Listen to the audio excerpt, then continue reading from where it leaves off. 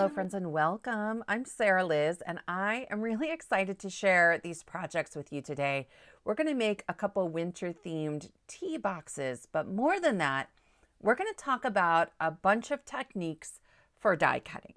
Okay, so here's the project I have for you. It's called a tea box. You can absolutely put some tea bags in there or some chocolates in there, but I made a bunch of them because for the holidays, I love to give personalized Post-it notes. Those were both gifts for my husband in the last couple years, and they fit just perfectly in here. As we talk about die cutting, there are really two types of die sets I work with, and this set is called Cozy Winter. It's got these hats and mittens and a scarf, and this represents the first type, but florals would also fall into this same type. So if I'm going to die cut a bunch of small pieces, especially when they're layering, I tend to look at the packaging to see how many different colors are there or how many different tones of the same color. On all of those samples, they could be divided into sort of light and dark with just two colors per item. And so I sort of arrange them, I Tetris them, if you will, onto a quarter sheet or smaller of cardstock. And then I like to use a paper tape to hold them all together. This is mint tape, but Post-it tape is really kind of the same thing. And by arranging them on the cardstock, I work with as many as possible at a time. And I feel like I get the most bang for my buck from my cardstock. There isn't a lot of wasted space in there. I like to have some of my paper tape going over the edges, and then I sort of trim off right along the edges. This is a 4 1/4 by 5 1/2 because I have a lot of that in my stash, but that's going to help me to die cut from multiple pieces of cardstock and know where to line it up since I can't see through the tape. But then this step right here, this is critical. Before I die cut anything, I go through with my pokey tool and a mouse pad or any slightly squishy surface, and I use my poker to poke through all of those little holes. So once I run this through my die cut machine, I know exactly where to put my pokey tool to get any die cuts out that may stick into the die. Here you can see a lot of mine stuck to my plate, but not all of them.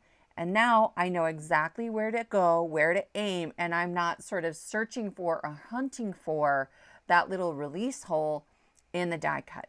So I divided these dies into two groups, a light and a dark. And I started with this lavender color. If I have some that are stuck to my plates, I use one plate to scrape them off the other, especially since I use a Gemini Junior and that double-sided cutting plate starts to fall apart after a while. I've had mine since the middle of July, and I will have a video coming out in the next month showing you how I've maintained that plate for so long, given that I am a heavy die cutter. But no matter what machine you're using, scraping your plates is actually a pretty quick and easy way to remove all of those little extra bits.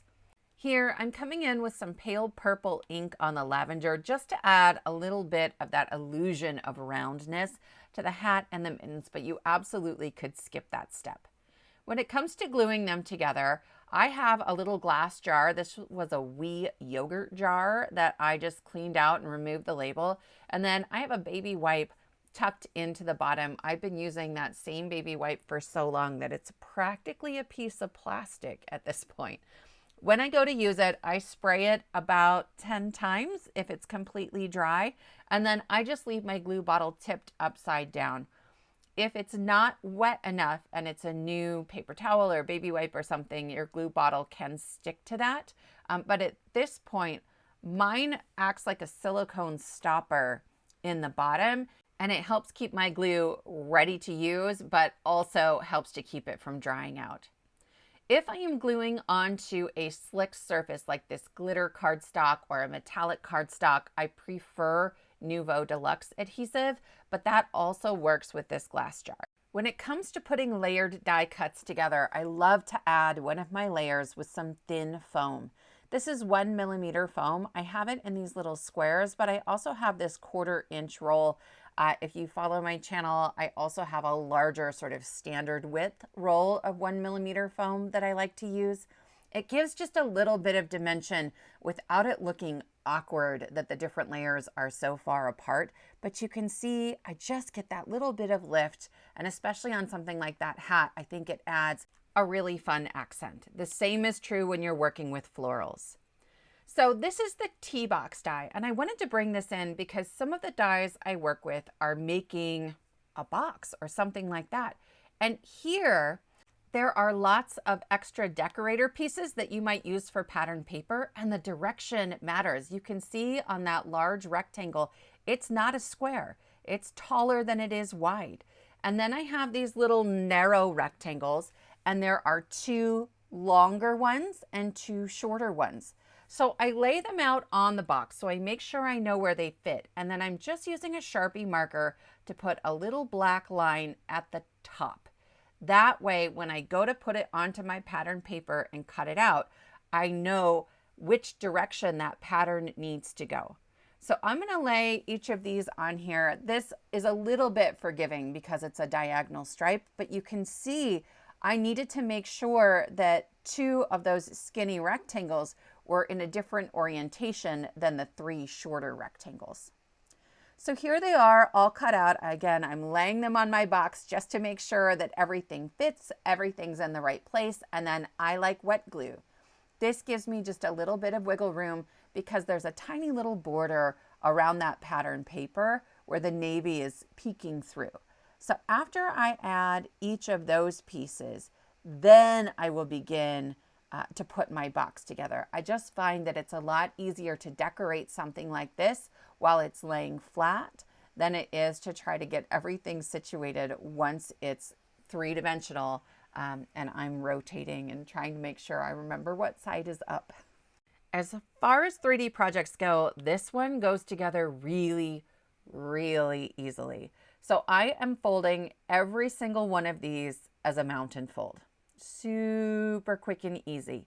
Then I will add all of my double-sided tape at the same time to make sure I'm not, again, trying to fiddle with things while they're up in the air. These little flaps at the top are maybe the trickiest, but they're not hard. You just need to pay attention to where your score lines are. When I'm adding double-sided tape, it's important to note not all double-sided tape is created equally. I'm using score tape here. It is hands down my top pick. There are only 3 places you need to add it. This short flap, the bottom flap, and then those little wings, okay?